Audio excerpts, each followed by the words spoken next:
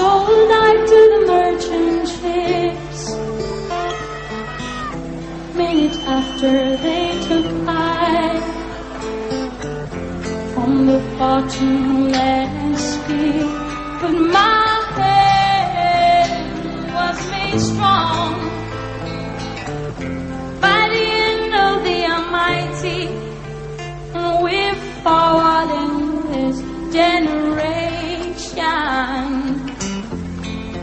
triumphantly, and won't you help to sing these songs of freedom, songs of freedom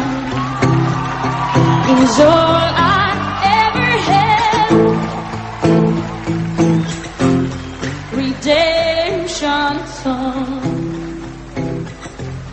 redemption songs. Emancipate yourself from mental slavery. None but ourselves can free our minds. Have no fear for atomic energy, 'cause none of them can stop the time. How long shall they kill our prophets while we stand aside and look? And some say it's just a part of it, and we've got to fulfill the book. And won't you help to sing songs of freedom, songs of freedom is all I ever had. Redemption song, redemption song. Welcome again, everyone, to Mike Montagne on Mathematically Perfected Economy and Absolute Consensual Representation. I am Mike Montagne, original 1968 author, architect of mathematic proofs, both of one mathematically perfected economy and of the now broadly accepted and imitated thesis that owing to an ever unjustifiable obfuscation of our promissory obligations to each other, any purported economy subject to interest inevitably terminates itself under unrecoverable sums of insoluble artificial debt. This 43-year-old thesis not only explains how we would suffer the present global monetary failure, it explains how that failure is terminal, that it and all the other injustices we suffer under it can only be averted by mathematically perfected economy and absolute consensual representation. In 1979, I provided the Reagan campaign with mathematic proofs of these integral theses. In fact, I provided conclusive arguments why and how we must adopt mathematically perfected economy to every United States president since and including Gerald Ford. In 1983 and 4, for instance, in the wake of discussions with the Reagan administration, I provided the first Reagan administration with computer models with the explicit power and purpose of calculating the maximum possible lifespan of any purported economy subject to interest. During Mr. Reagan's first term, these models conservatively projected that the present life cycle of the purported Federal Reserve System would suffer its own terminal failure at approximately 2010 AD. Thus, my original analyses of what I've called a purposed obfuscation of the people's right to issue promissory obligations, itself and itself alone projects the faults, inevitable injustices, and inevitable failure of the central banking systems which have been imposed upon the present world without warrant or justification. This original proof of a purposed obfuscation of the people's right to issue their promissory obligations likewise, therefore, prescribes facts not only of singular solution, but of a singular pattern for converting usury and its usurpations into mathematically perfected economy, not only immediately, but even virtually without cost. This copyright and trademark material, complete even with the source code of the computer models which I provided the Reagan administration, has been available in various forms since 1968. An entire prescription for averting the present calamities, for instance, has been available from electronic bulletin boards since 10 years before the present formal Internet. Likewise, this conclusive material comprised the first and only necessary monetary reform presence from the inception of the formal Internet. Owing now to literally millions of 11th hour imitators, however, the proposition of one and one only mathematically perfected economy is now the most plagiarized and compromised monetary thesis in history. From its 1968 beginning, nonetheless, mathematically perfected economy was a mathematic proof of a singular integral solution of the potential categoric faults of any prospective monetary thesis. Its very original proposition, therefore, already disproved every recently emerging permutation of 11th hour plagiarists, whose pretended solutions, of course, therefore are not even argued by proofs that the ever-growing numbers of present permutations might even truly be perceived as solution. The controversies which have arisen in all this pretended authority, therefore, make it necessary for us to carefully weigh preposterous propositions against this original proof of singular solution, if a people fit to govern themselves are ever to secure true and just economy.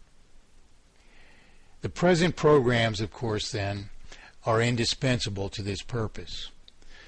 For even in 1979, I provided the Reagan campaign with a singular prescription for solving all the conditions we now suffer by transforming the present aberrations into mathematically perfected economy, not only immediately, but even virtually without cost. Of course, it is the integrity and validity of this work, then, particularly in a fact it identifies a singular solution for the problems before us, that we must now distinguish it from its many recent imitators. This program is broadcast regularly at 2 p.m. Pacific Time, 10 p.m. UTC, from TNS Radio in Ireland, tnsradio.com, Tir Nassar, Land of the Free. Original material, analyses, and solution are copyright and trademarked by yours truly, Mike Montagne. All rights reserved. Today I'm going to discuss present and recent news in regard to mathematically perfected economy, that we can understand clearly how usury obstructs and how mathematically perfected economy alone serves and sustains the incontrovertible goals of any truly free people. I will try to provide sufficient, simple, real-world examples that we can understand the great differences between usury and the only real solution of the issues engendered by usury and its accompanying injustices. Among the issues we will cover today, then, are the developing situations in Egypt, Libya, and Japan. I will round off today's program with a dissection of Max Kaiser's recent interview of plagiarist Ellen Hodgson Brown. Why? This week, offering no more than an evasive, irrational answer, Max Kaiser dodged an interview with yours truly on mathematically perfected economy.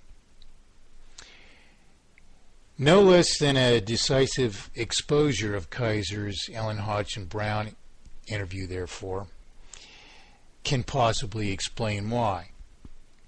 Of course, If we are to understand whether either are credible monetary authorities or advocates of actual solution, we must either discover proof of solution in their works, or we must engage in a comprehensive discussion which conclusively invalidates that either are actual advocates of solution.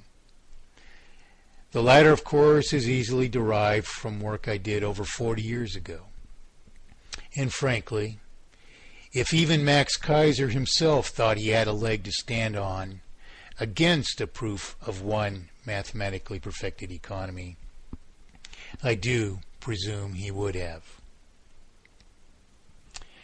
A thing that we all must understand from this discussion, then, is that it is easy and yet even relatively meaningless only to decry the greed and improprieties of the present lie of economy, particularly if, as Mr. Kaiser hopes to exploit unnatural fluctuations in the purported value of gold or silver, he so fears actual solution that he himself tries to prevent either from realizing its just price. This, of course, is the very kind of disposition which destroys us. In the news of the past several weeks, we have witnessed a holding pattern in which the talking heads of the purported financial industry only perpetuate the false hope that a recovery exists. Necessarily, if this hope were tenable, it would have to exist above and beyond a process which in fact can only, and in fact is only, perpetually multiplying an already terminal sum of artificial indebtedness, further beyond our capacity even to service this further accumulation of debt. As my work proved so long ago, nonetheless, any purported economy subject to interest inevitably terminates itself under insoluble debt, because merely to maintain a vital circulation, an implicit obligation exists to maintain the vital circulation by perpetually reborrowing interest and principal paid out of the general circulation, with this process perpetually increasing a sum of artificial indebtedness to the purported banking system by so much as periodic interest on an ever greater sum of debt, until we suffer terminal failure. In other words, as we service the principal aspect of the purported debt, and we pay principal out of a circulation and are forced to reborrow that back into the circulation to maintain a vital circulation, the new principal that we borrow back into circulation equals the sum of debt which otherwise would have been resolved, making it mathematically impossible to pay down the sum of debt.